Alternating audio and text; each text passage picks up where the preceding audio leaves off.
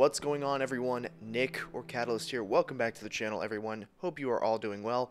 Today we are going to be doing a spin-off episode of the How to Not Suck series, and today we are going to be talking about movement and speed in Battlefield 5. By far, one of the most frequent questions I get asked when people watch my gameplay is, well, firstly, do you play with a mouse on console? Which the answer is no, but secondly, how do you move so fast and smooth? Or some movement-related question like it. And my go-to answer has always been to watch my settings video, but that doesn't really explain how movement works in the game. So today we are going to hopefully answer a lot of the questions that you all may have and provide a little bit of insight as to why I move the way that I do when I play.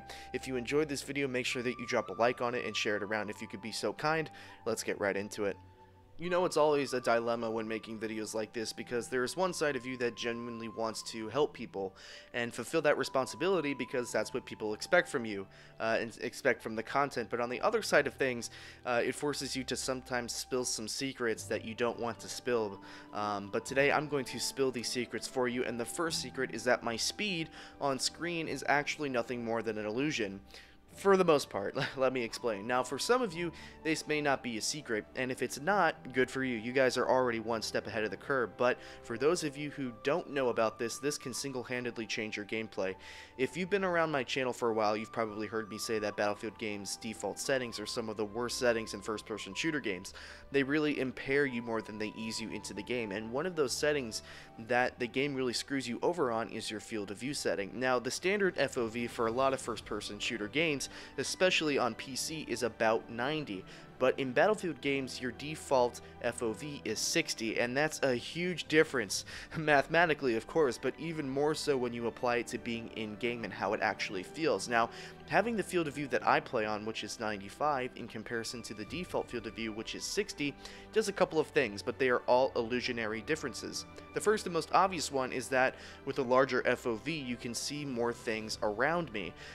Yes, at first it does make the game feel like you are looking through a fishbowl sometimes, but your eyes will adjust. In turn, having a higher FOV will give you two illusions: lower recoil and faster movement, when in reality, as you're about to see, I'm running the same speed as everybody else, it just looks much faster. And the mental side of this illusion is that it obviously provides that smooth feeling to your gameplay as you've seen in my videos and streams, but that's not the only thing that helps you out with your movement, and this next tip can also be applied to gun skill. Right below the FOV setting is a setting called ADS field of view. And essentially what this setting does is it either matches your field of view while aiming down sights when it's turned on, or it changes your FOV back to default when aiming down sights when it's off. And as I'll demonstrate here in a second, you're going to want to have this turned on when you look at the difference. Having the ADS field of view off with a field of view of something other than 60 is going to be extremely jarring for your gameplay. I mean, look how far the setting zooms you in when it's turned on. Do you want that when you're trying to get into a nice gunfight and move around and distract the enemy's aim? You're not going to want that. Now, some people have turned ADS FOV off just so they can see people better during gunfights, but take it from me, the benefits of being able to maintain your movement and becoming as least impaired as possible during gunfights is so important. You need to have the setting turned off. Now onto the more in-game movement mechanics that you should understand and use to your advantage on the battlefield. And in order to understand them, you need to break it down into three separate types of movement that you can do at any given time: strafing, jumping, and sliding. These are the movement mechanics at your disposal, and each have their own degree of difficulty and types of use that you can get out of them. First, let's talk about strafing. Now, probably one of the worst things that you can do at any time in a Battlefield game is stand completely still, especially when you are scoped in with a DMR or sniper rifle, but it's also not something that you are logically thinking about all the time. So what can you do to make sure that you keep moving? And there are two situations to talk about here.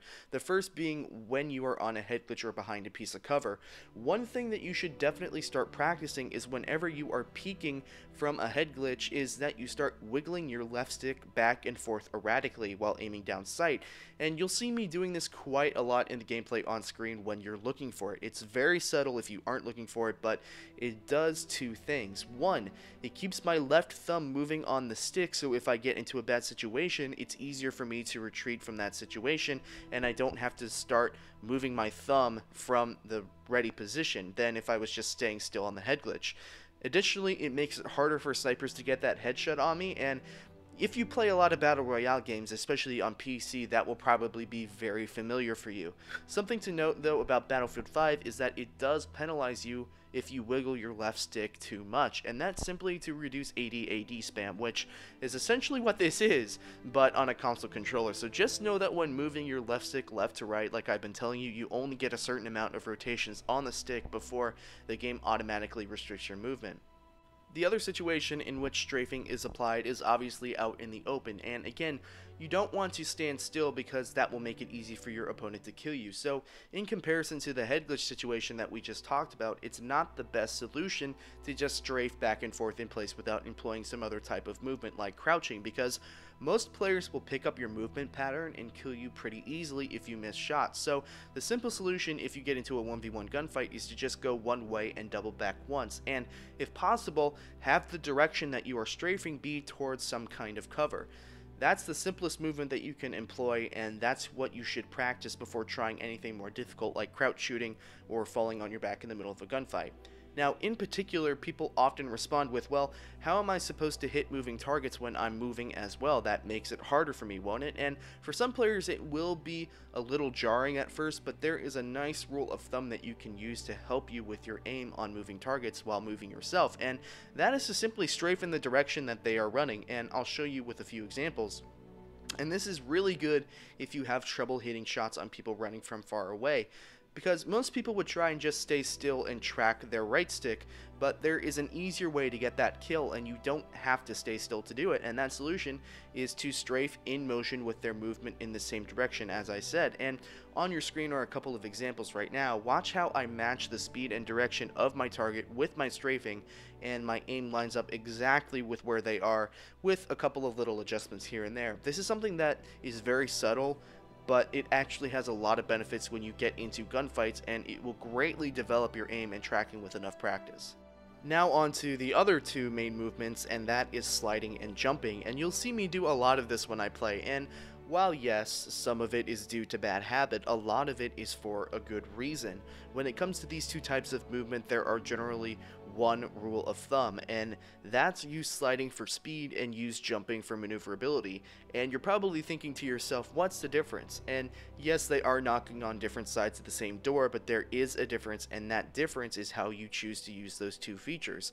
Sliding, for instance, should never be used to try and win a gunfight in Battlefield 5, whereas jumping is something that you would use to get an advantage on somebody and get the drop on them and win the gunfight. Obviously, jumping while in the gunfight is useless, but that's not where you'll use your jumping anyway.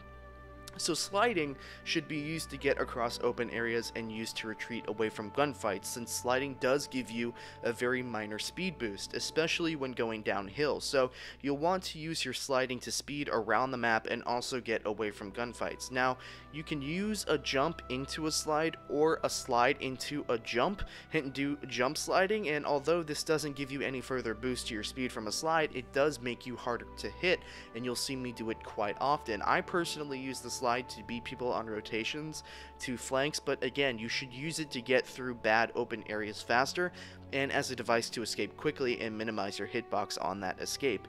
You should remember that there is about a 2-second cooldown with sliding, so you can't spam the slide and make yourself a portable motorbike, but sometimes if you get the momentum just right, you can chain slide by jumping and pressing the slide button again, but if you do this so many times in succession, your momentum will stop and you'll be left immobile. Oh, and I almost forgot, you should have your crouch button on R3 instead of circle, so all you need to do is double tap on your right stick to trigger the slide. Now, jumping, on the other hand, is probably the hardest movement mechanic to master, but once you do know when to use it, it's really a nice tool in your arsenal. Now, jumping is purely used as an ambushing and predictive movement mechanic, and that's what makes it so difficult to master.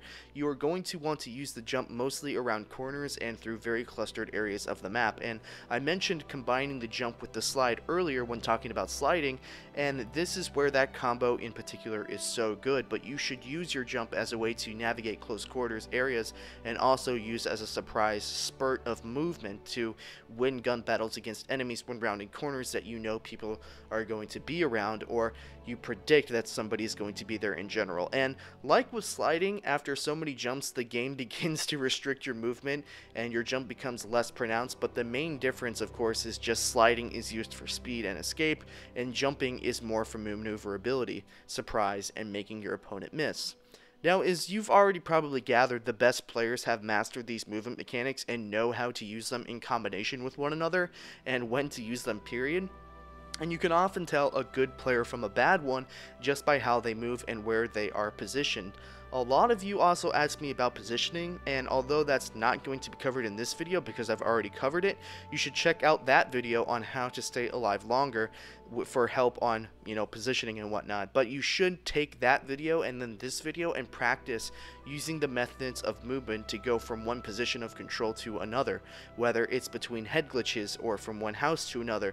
That is where you should consciously practice these movement mechanics. But again, a lot of this revolves around map knowledge and knowing where to be, and once that movement becomes more and more clear and the pieces come together, you can start practicing using these movement mechanics to getting to those points in the map faster and using the map to your advantage. But that's the end of the video, ladies and gentlemen. Hopefully this is a nice guide to understanding the movement mechanics in Battlefield 5. If you enjoyed it, make sure you drop a like on the video, share it around if you did.